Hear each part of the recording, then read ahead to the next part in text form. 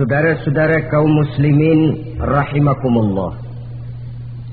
Setiap penganut agama di dunia ini mempunyai sesuatu kitab yang dianggapnya sebagai kitab suci. Orang Hindu punya kitab Weda. Orang Buddha punya kitab Tripitaka. Yahudi mempunyai Taurat. Nasrani mempunyai Injil. Penganut Konghucu punya kitab Tao Te Ching. Orang Majusi punya kitab Zen Avesta. Orang kebatinan punya kitab Serat Centani, Hidayat Jati, Darmo Gandul atau Gatoloco. Sementara kita umat Islam oleh Allah diberikan Al-Quranul Karim. Mengapa kita yakini Quran ini sebagai kitab suci? Pertama, ia bebas dari intervensi dan investasi manusiawi. Ia sepenuhnya, baik isi maupun redaksi, adalah produk dari Allah Subhanahu wa Ta'ala. Kita yakini Quran kitab suci karena sampai hari ini belum ada seorang pun yang sanggup membuat seperti itu. Suatu kitab hanya dinamakan suci kalau dia bersih dari investasi dan intervensi manusia.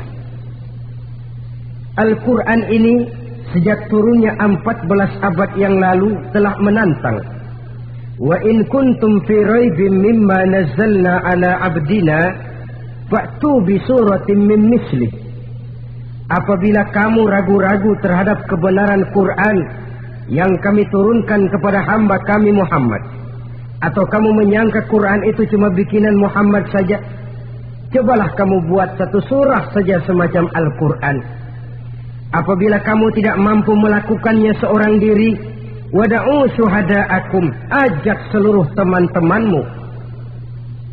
Sejak tantangan ini turun 14 abad yang lalu, sampai hari ini tidak seorang pun yang sanggup membuat satu surah saja semacam Al-Quranul Karim. Barangkali belum pernah ada yang coba-coba. Sudah. Di antaranya apa yang dilakukan oleh Musailamah Al-Kadzab. Dia mencoba membuat satu surah semacam Al-Quran yang kalimatnya sudah berbentuk bait-bait syair, tapi isinya jauh panggang daripada api. Yang kedua, kita yakini Quran sebagai kitab suci karena isi dan ajarannya sesuai dengan fitrah manusia. Suatu kitab dinamakan suci kalau ajarannya sejalan dengan fitrah manusia. Misalnya, manusia secara fitrah, kalau dia laki-laki normal nafsu kepada perempuan, itu fitrah. Perempuan suka kepada laki-laki, itu fitrah. Kalau ada kitab suci tapi melarang manusia untuk kawin, kesuciannya perlu diselidiki. Quran kitab suci sejalan dengan fitrah manusia, maka ia menganjurkan manusia yang mampu untuk melangsungkan perkawinan. Contoh lain, secara fitrah manusia perlu makan. Kalau ada kitab suci yang melarang manusia puasa saja siang malam terus menerus, itu kan sama juga nyuruh orang mati. Quran sesuai dengan fitrah manusia, maka dalam Islam puasa wisol, puasa ngableng, apa itu istilahnya, puasa nyambung dari pagi sampai sore sampai malam sampai pagi lagi puasa terus, bukan saja tidak boleh, malah haram hukumnya. Kenapa? Itu bertentangan dengan fitrah manusia. Yang ketiga, kita yakini Quran sebagai kitab suci karena isinya tidak kontroversial. Isinya tidak saling bertentangan satu sama lain. Di ayat manapun Quran mengajarkan Allah itu Esa. Satu kali dia berkata haram, dia akan tetap berkata haram. Isinya tidak kontroversial. Sebab kalau ada kitab suci, di satu pihak mengajarkan Tuhan Esa, di lain ayat mengajarkan Tuhan 3, di lain ayat lagi mengajarkan Tuhan 4, kitab kacau namanya. Bagaimana suatu kitab bernama suci kalau isinya kontroversial satu dengan lainnya? Dari 3 kriteria inilah kita yakini Quran sebagai kitab suci. Masalah yang akan kita bicarakan pada pertemuan kita kali ini, bagaimana sikap kita terhadap Al-Quranul Karim sebagai kitab suci. Berangkat dari sebuah hadis di mana Rasulullah Shallallahu Alaihi Wasallam pernah memberikan tawaran. Beliau bersabda, "Man ja'ala al-Qur'ana amamahu qadahu ilal jannah, wa man ja'ala al-Qur'ana khalfahu saqahu ilan nar." Siapa yang menjadikan Quran sebagai imam, maka Quran akan membimbing dia ke dalam surga. Tetapi siapa yang menjadikan Quran sebagai makmum, maka Quran akan mendorong dia ke dalam neraka. Pilihan terserah kita. Siapa yang menjadikan Quran sebagai imam, ditempatkannya Al-Quran di depan, dia ikuti petunjuk dan ajaran Al-Quran, maka Quran akan membimbing dia ke surga. Surga dunia, lebih-lebih lagi surga akhirat. Tetapi sebaliknya, siapa yang menempatkan Quran di belakangnya, dia belakangi Al-Quran, dia belakangi perintah dan ajaran-ajaran Al-Quran, dia perturutkan hawa nafsunya dalam kehidupan ini, maka Quran akan mendorong dia ke dalam neraka. Ya, neraka dunia, lebih-lebih lagi neraka akhirat. Pilihan terserah kita. Saya mau tanya, kira-kira Quran dalam hidup kita jadi imam apa jadi makmum? Imam apa makmum? Kalau Quran jadi imam, artinya kita umat Islam jadi makmum. Resiko dan logika tentu. Makmum harus ngikuti imam. Imam takbir, makmum takbir. Imam ruku, makmum ruku. Imam sujud, makmum sujud. Imam tahiyat, makmum tahiyat. Itu namanya Quran jadi imam, kita jadi makmum. Artinya dalam terjemahannya pada kehidupan, kalau merah kata Quran, merah kita kata. Hijau kata Quran, hijau kita bilang. Ke barat kata Quran, ke barat kita pergi. Ke timur kata Quran, ke timur kita berangkat. Halal kata Quran, halal kata kita. Haram kata Quran, haram kita bilang. Itu Quran imam, kita makmum. Nyatanya kadang-kadang kontras. Nyatanya kadang-kadang paradok. Merah kata Quran, hijau dong kata kita. Halal kata Quran, remeng-remeng kata kita. Ke barat kata Quran, ke timur kita pergi. Dalam praktek kita mau jadi makmum, Quran kita suruh jadi imam. Kita sesuaikan Quran dengan selera kita. Mana-mana ayat yang menguntungkan, mana ayat yang sesuai dengan mau kita, itu yang kita baca kuat-kuat. Itu yang kita canangkan ke tengah masyarakat ramai. Tapi manakala Quran itu bertentangan dengan nafsu kita, bertentangan dengan gaya dan kepribadian kita umpetin itu Quran. Kalau kita cuma umpetin lumayan, kadang-kadang kita tuduh Quran ketinggalan zaman. Kita anggap Quran tidak relevan lagi dengan situasi dan kondisi. Kalau sudah begitu, sudah menyeberang terlalu jauh namanya. Saudara-saudara kaum muslimin rahimakumullah. Inilah makna hadis Nabi yang diriwayatkan dari Imam Ali bin Abi Thalib, bersabda Rasul, "Man qara'al Qur'ana fastazharahu fa ahalla halalahu wa harrama haramahu adkhalahul jannah." Barang siapa yang membaca Al-Quran lalu memperhatikannya, kemudian menghalalkan yang halal dan mengharamkan yang haram, maka Allah akan memasukkan orang itu ke dalam surga. Ya surga dunia, ya surga akhirat.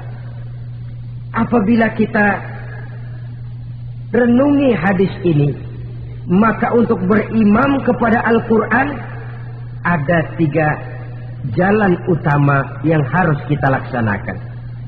Pertama, dari kalimat man qara'al Qur'an, barang siapa yang membaca Al-Quran. Ini artinya siapa yang ingin menjadikan Quran sebagai imam di dalam kehidupan, jalan pertama yang harus ditempuhnya menanamkan kegemaran membaca Al-Quranul Karim. Al-Quran gharibun fima baina qaumin la yaqra'una. Quran akan jadi asing, Quran akan jadi aneh kalau terletak di tengah rumah orang Islam yang tidak suka membaca Al-Quranul Karim. Jadi langkah pertama, tanamkan kegemaran membaca Al-Quran. Saya tidak menyalahkan kalau remaja kita gandrung kepada Stevie Wonder. Baik kalau mereka senang kepada suara emasnya Michael Jackson atau suaranya Madonna. Tapi kalau sampai harus mengalahkan kecintaan mereka kepada membaca Al-Quran, ini ironi. Sebagai orang tua, kalau anak-anak kita buta huruf Latin, katanya menghambat pembangunan. Bahkan pemerintah saja menggalakkan bebas 3B itu. Buta aksara diantaranya, supaya rakyat bisa membaca huruf Latin. Kalau anak-anak kita buta huruf Latin, katanya menghambat pembangunan. Bagaimana kalau anak-anak kita buta huruf Quran? Jelas saja menghambat proses kesadaran dan kebangkitan dari dunia Islam itu sendiri. Satu contoh ringan. Dulu sebelum pembangunan merata, listrik belum lagi masuk desa, kampung gelap, rumah pakai lampu minyak. Kalau kita masuk kampung, terasa banyak orang Islam. Kenapa? Di rumah sebelah sana kita dengar anak muda sedang latihan baca rawi, sebelah sini ibu-ibu sedang selawatan, di rumah sana remaja sedang baca Quran. Pembangunan maju, listrik masuk desa, alhamdulillah. Tapi apa yang kemudian terjadi? Proses pergeseran nilai. Setelah listrik masuk desa, radio main kenceng-kencengan, televisi main gede-gedean, baca Quran sudah barang aneh, langka. Tengoklah sekarang kalau kita masuk kampung, ada yang remaja sedang baca Quran, rasanya kok aneh, nggak umum. Sesuatu yang baik malah menjadi nilai-nilai keanehan. Saudara-saudara kaum muslimin rahimakumullah, tanamkan kegemaran membaca. Dalam satu hadis Nabi pesan, nawiru buyutakum bitilawatil Quran, sinari rumah tanggamu dengan bacaan Quran. Sebab listrik ini cuma bisa menerangi gelap, tapi tidak akan sanggup menerangi hati manusia. Quran produk Allah, dibaca dalam segala keadaan, tepat dan pantas. Lihat saja, orang sedih baca Quran, terhibur. Orang gembira baca Quran, tidak lupa diri. Di rumah mewah ada yang baca Quran, bagus. Di gubuk reot di pinggir kali ada yang baca Quran, cocok. Orang kawin dibacakan Quran, bagus. Orang mati dibacakan Quran, tidak jelek. Dalam segala keadaan, in all season, bahasa kerennya, dia pantas dibaca. Saudara-saudara, bahkan orang sakit gigi pun kalau dengar baca Quran tidak marah. Coba lihat. Dia senang benar lagu Michael Jackson, tapi giliran sakit gigi, coba setelin lagu Michael Jackson kalau nggak mencah-mencah. Kamu gila apa nggak tahu saya lagi sakit gigi? Tapi coba bacakan Quran. Dia pasti tidak marah. Begitu besar daya pengaruhnya. Bahkan Abu Jahal sama Abu Lahab pernah rapat. Kata Abu Jahal sama Abu Lahab, Mas Lahab, gini loh mas. Kenapa? Ini saya pikir-pikir salah satu yang menyebabkan kenapa saudara kita banyak ikut ajaran Muhammad. Mereka kalau sudah dengar bacaan Quran terpesona. Jadi kita blokir saja. Caranya gimana? Kasih pengumuman kepada Quraisy, jangan sekali-kali mau dengerin Muhammad baca Quran. Kamu juga jangan. Dan kamu, saya pun begitu. Mari kita janji, tidak mau dengar bacaan Quran. Salaman, pulang ke rumah masing-masing.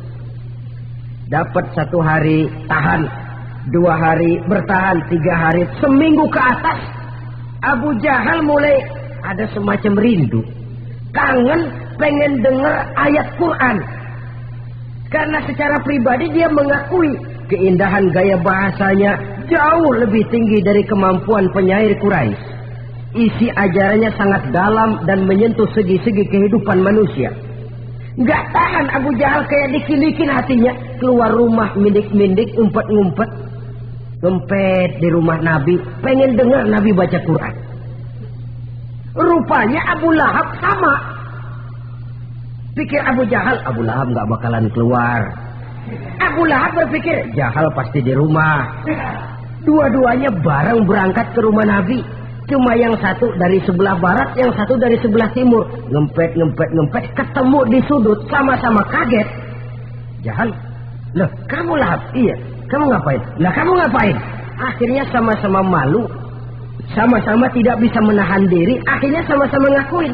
Bagaimanapun kita harus akui bahwa Al-Quran ini mengandung daya pesona yang sangat luar biasa. Itu dari segi bacaan.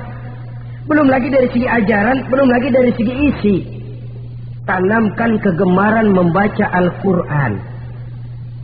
Sampai-sampai Nabi katakan, Innallazi laisa fi jawfihi syai'um minal Quran kal baitil kharib.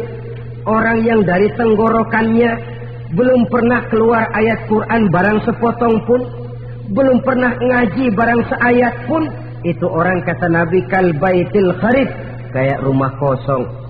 Rumah kan kalau kosong biar bagus, mewah, besar, perabotannya lengkap. Kalau kosong angker, setan kuntilanak memedi betah benar di situ. Saudara-saudara kaum muslimin rahimakumullah. Dalam satu percontohan Nabi mengatakan begini, Masalul mu'minil lazi yaqra'ul Qur'an kamasalil utrujah rihuha thayyibun wa ta'muha thayyibun. Orang mukmin yang suka membaca Quran adalah ibarat buah utrujah. Baunya wangi, rasanya lezat. Kira-kira kalau di negeri kita buah apa utrujah itu? Semacam jeruk yang manis lah. Sudah baunya wangi, rasanya enak. Itu buah. Orang mukmin yang suka baca Quran kayak buah itu. Baunya wangi, rasanya enak. Artinya syiarnya hidup, isinya memang orang mukmin. Sebaliknya, wa masalul mu'minil ladzi la yaqra'ul Qur'an kamasalit tamrah la riha laha wa ta'muha hulwun. Orang mukmin yang tidak suka baca Quran kayak korma. Rasanya emang manis, cuman kagak ada baunya. Artinya apa? Syiarnya kurang. Kalau orang belum tapi kenal kan kagak mau makan korma. Kenapa? Nggak ada baunya. Daya tariknya kurang walaupun rasanya enak. Kalau daya tariknya nggak ada, kan nggak ada iklannya, tidak ada syiarnya. Itu orang mukmin yang tidak suka membaca Quran. Ibarat buah, nggak ada baunya walaupun rasanya enak. Orang kurang tergerak, kurang syiar, kurang daya tarik.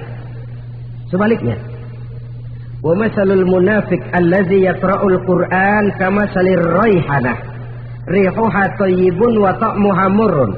Orang munafik yang suka baca Quran seperti buah raihanah. Apa itu? Baunya wangi, rasanya pahit. Orang munafik baca Quran kayak buah itu. Baunya sih enak, cuman rasanya pahit. Yang munafik baca Quran, syiarnya sih lumayan, daya tariknya hebat, isinya munafik. Nah, paling jelek orang munafik yang nggak suka baca Quran. Wa masalul munafiqil ladzi la yaqra'ul Qur'an kamasalil hanzalah laisa laha rihun wa ta'muha murrun. Orang munafik yang tidak suka baca Quran seperti buah hanzalah, sudah enggak ada baunya, rasanya pahit lagi. Kalau buah pacek kali. Udah baunya kagak ada, kalau dimakan bikin orang celeng. Saudara-saudara kaum muslimin rahimakumullah, tanamkan kegemaran membaca Al-Quran, karena membaca Al-Quran merupakan ibadah yang besar. Bahkan kata Nabi, afdalu ibadati abdi qiraatul Quran. Nilai ibadah yang paling baik dari hambaku adalah ibadah membaca Al-Quran. Dalam sholat pahalanya lebih besar di luar sholat daripada di luar sholat. Dengan wudu pahalanya lebih besar daripada tanpa wudu.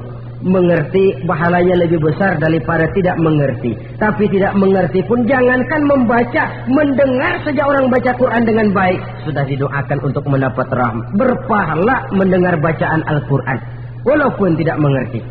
Apalagi membaca sendiri, apalagi mengerti apa yang kita baca, tentu pahala itu akan jauh lebih besar. Ini yang pertama. tanamkan kegemaran membaca Al-Quranul Karim. Yang kedua, dalam hadis tadi, fastazharuhu, man qara'al Qur'ana fastazharuhu, siapa yang membaca Al-Quran kemudian memperhatikannya. Jadi kalau kita mau berimam kepada Al-Quran, setelah menanamkan kegemaran membaca, yang kedua, perhatikan, pahami isinya. Jangan seperti monyet pakai mahkota, ketawa girang, cengengesan, tapi dia tidak tahu arti kebesaran mahkota yang disandangnya itu. Bangga dengan Al-Quran, tapi apa kandungannya kita tidak mengerti. Untuk memahami Al-Quran ini, caranya bagaimana? Tentu mudah saja. Seperti contoh, kalau kita ingin mengerti caranya bikin tahu, jangan bertanya kepada montir mobil. Montir mobil ahli betul urusan mesin, tapi kalau urusan tahu, tanya dong tukang tahu. Untuk mengerti rahasia dan seluk-beluk Al-Quran, kita harus bertanya kepada orang yang memahami seluk-beluk Al-Quran, para ulama, para kiai, para ustadz, yang kita tahu kualitas keilmuannya, kita yakini loyalitas dan integritasnya kepada Islam ini. Kenapa? Ayat-ayat Quran itu elastis. Dia dibawa kemana saja mau. Ditafsirkan menurut kemauan orang bisa. Paling celaka kalau yang belajar tidak punya dasar, yang mengajar punya maksud lain, sesat dan menyesatkan. Yang ngajar punya nafsu ambisi, yang belajar tikus budeg, yang memang tidak punya dasar apa-apa, sekali belajar langsung tafsir. Cara wudhu yang baik saja belum ngerti, cara rukuk dan sujud yang baik saja belum bisa, yang membatalkan sholat apa ndak bisa, ndak ngerti, sekali langsung. Udah, supaya kita langsung saja belajar langsung Al-Quranul Karim. Tidak jelek, cuma akan lebih baik kalau sebelumnya ada unsur penunjang dari nilai-nilai keilmuan dalam Islam ini. Disinilah perlunya menghidupkan majelis-majelis taklim. Sebab kalau Al-Quran hanya dipahami dan dikutak-kutik menurut maunya rasio saja, kekuatan rasio terbatas. Saya akan khawatir nantinya akan timbul pendapat-pendapat di mana Al-Quran disesuaikan dengan otak. Bukan otak ngikuti Quran, tapi Quran disuruh ngikuti otak. Contoh yang dekat saja, kalau saudara ngukur kayu pakai meteran, itu kira-kira meteran ikut kayu, apa kayu ikut meteran? Ayo, kira-kira kayu ikut meteran, apa meteran ikut kayu? Meteran ikut kayu. Bagus. Kalau meteran ikut kayu, artinya nggak ada meteran benar di dunia ini. Kayunya kependekan, meterannya dipotong. Dan begitu loh, meteran ikut kayu namanya. Bukan meteran ikut kayu, tapi kayu yang harus ikut meteran. Otak harus ikut wahyu. Jangan wahyu disuruh ikut otak. Manusia ikut Quran, jangan Quran disuruh ikut manusia. Dan kaum orientalis, ya, orang barat di luar Islam yang mendalami, mempelajari Islam dengan tujuan mencari kelemahan Islam untuk menghantam umat Islam, itu sengaja mencari ayat-ayat yang mereka kumpulkan untuk menghantam umat Islam, supaya mereka meragukan Qurannya untuk kemudian pada suatu saat meninggalkan Quran sama sekali. Timbullah pendapat ada ayat Quran yang sudah tidak sesuai lagi katanya dengan situasi dan kondisi. Seolah-olah otak manusia sudah jauh lebih pintar daripada Al-Quranul Karim. Saudara-saudara kaum muslimin rahimakumullah, inilah yang kita berlindung dari Allah. Sebab secara demikian, dengan kata lain, kita secara tidak sadar sudah mengurangi kemahamutlakan dan kesempurnaan dari Allah Subhanahu wa ta'ala. Untuk memahami Al-Quran, maka kita harus bertanya kepada ahlinya, mengaji, menghidupkan majelis-majelis taklim. Jangan sampai Al-Quran menjadi awam di tengah masyarakat Islam sendiri. Ini jalan yang kedua, memahami isinya.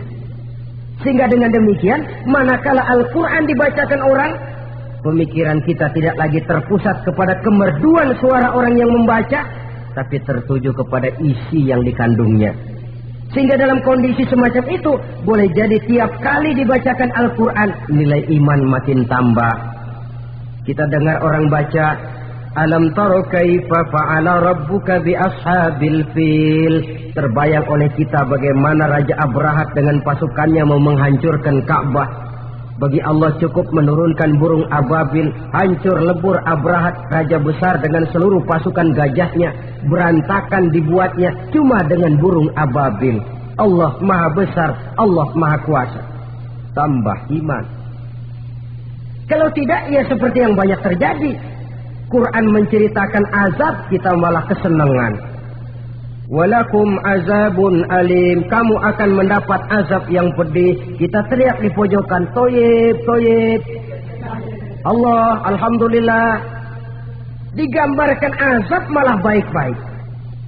Bahwa kita suka, kita gemar kepada bacaan Quran dengan suara yang merdu, alhamdulillah.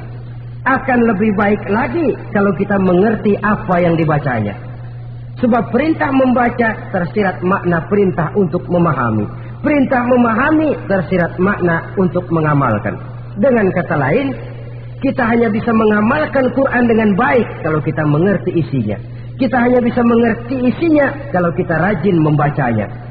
Baik membaca yang tersirat, baik membaca yang tersurat dengan petunjuk para alim ulama, para kiai, dan orang-orang yang ahli di bidang itu.